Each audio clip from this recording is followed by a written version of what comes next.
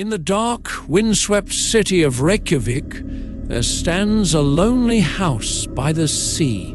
This house, known as Höfði House, has been watching over the waves since 1909. But its walls have seen more than just storms. They have witnessed secrets, tragedies, and even ghosts.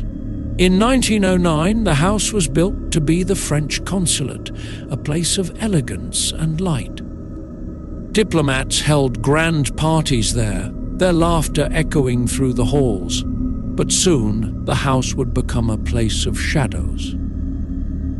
After the French left, a wealthy Icelandic poet named Einar Benediktsson moved in. He was a man with a heavy heart, and it is said that the house began to reflect his sorrow.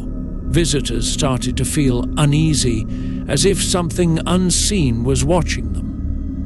Some claimed to see a pale figure, a woman dressed in white, wandering the rooms. She seemed lost, her face full of despair. As time passed, the ghostly sightings became more frequent.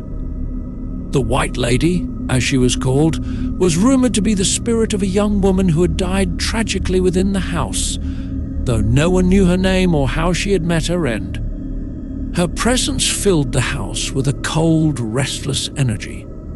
During World War II, British and American soldiers occupied Höfði House. They had heard the stories, but most laughed them off. That is, until they, too, began to hear footsteps in empty rooms, feel icy drafts where there were no windows, and see the White Lady staring at them from the shadows. The soldiers, hardened by war, were unnerved by the haunting, and many refused to stay there alone. Years later, in 1986, the world's eyes turned to Höfði House once more. It was here that US President Ronald Reagan and Soviet leader Mikhail Gorbachev met for the Reykjavik Summit, a meeting that could decide the fate of the world. But even as these powerful men discussed peace, strange things happened within the house. Lights flickered, doors creaked open on their own, and the temperature would drop suddenly, as if the house itself was alive.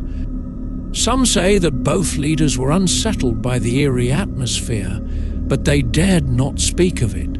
Even after the summit, the house's reputation as a place of haunting grew.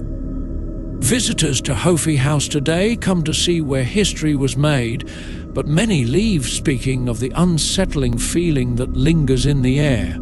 Höfði House stands silent now, its walls heavy with memories and ghosts.